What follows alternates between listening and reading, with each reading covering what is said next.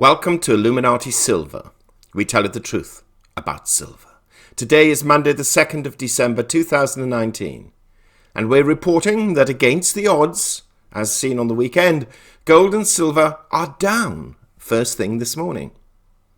Now yesterday we produced a video entitled China and India report lower growth ahead and US trade talks in jeopardy, where we showed articles appearing in Bloomberg and Reuters affecting both China and India, and more importantly, arguably, Phase 1 of the US-China trade talks.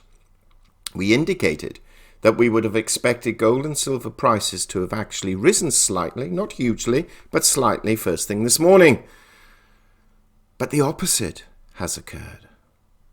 Today, Reuters have produced an article showing that China consumption is not quite as bad as many have predicted, and this too has had a downward effect on gold and silver prices as investors move out of safe haven assets and back into equities.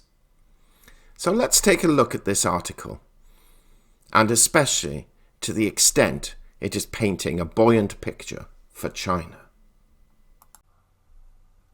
Gold Market Report, December the 2nd, 2019, Reuters. Precious. Gold slips on firm dollar. Positive China factory data by Sumita Layak. Gold to trade between $1,450 and $1,500 an ounce until year end. China's November factory activity expands at quickest pace in 3 years. US manufacturing PMI data due later in the day. Gold prices fell on Monday as investors turned to riskier assets on signs of economic growth following reports of an expanding Chinese factory sector and as a rising dollar reduced demand. Spot gold was down 0.5% at $1,456.70 per ounce by 0802 GMT, having earlier touched its highest since November the 22nd. US gold futures fell 0.7% to 1463. An unexpected expansion in factory activity during November in China, the world's second largest economy and biggest gold user, spurred investors into equity markets.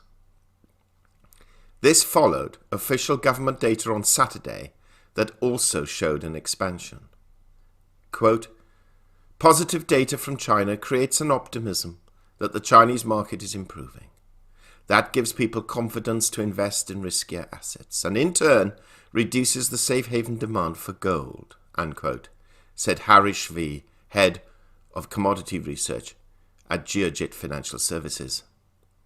Manufacturing surveys for Europe and United States are due to be released later on Monday.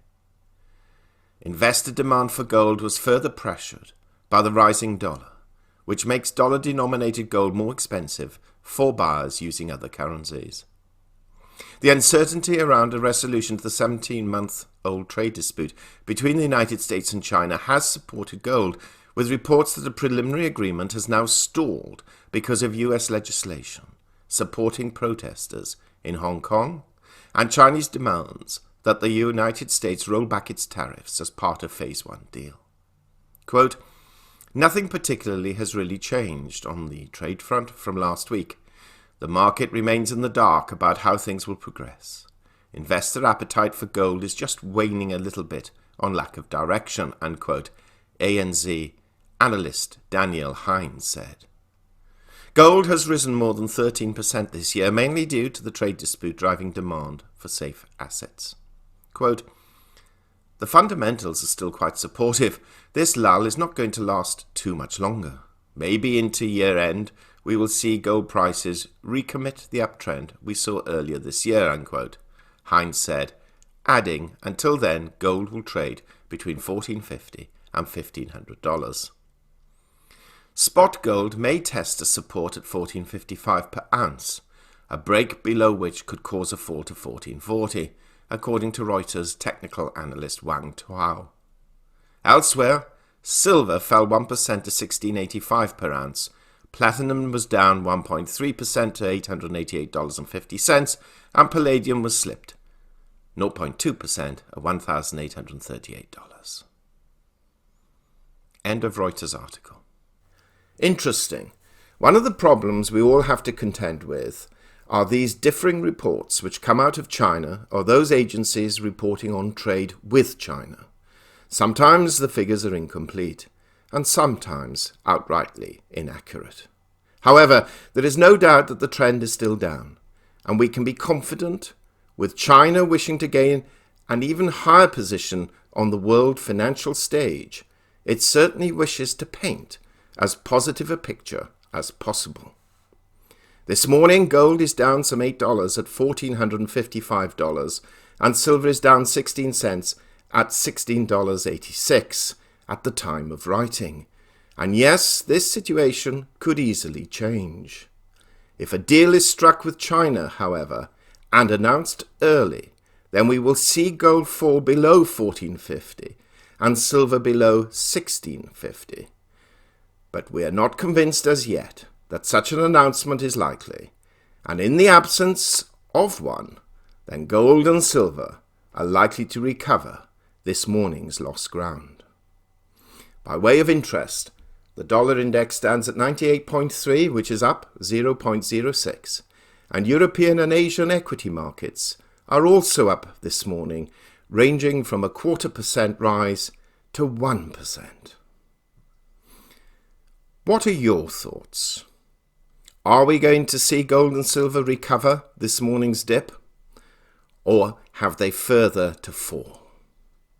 We look forward to receiving them in the box below. Finally, just a reminder that we have produced 3 very important videos in the past couple of days. The first, on Saturday, our gold and silver weekly update for the weekend in the 29th of November. Then, towards the end of last week, a video entitled $100 plus an ounce silver? Really? And is there really a silver supply squeeze coming or developing? We've placed links to these videos in the description box below. And if you haven't subscribed to this channel, please do so, not forgetting to press the bell sign so that you are notified of new videos as and when they are published.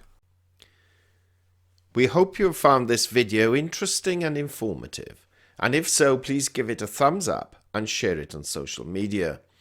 Please ensure that you have subscribed to our channel and press the bell sign so that you are notified of any future videos. Also, kindly visit our website at illuminatisilver.com, and if you haven't already done so, please subscribe either as a free or paying member for regular email updates and offers. Disclaimer. Illuminati Silver owners come from a background of banking, international wealth management and economics. Having now retired from these worlds, we are not qualified to give investment advice. Therefore, this and other productions must not be deemed to be giving such advice and merely represent the personal views of its owners.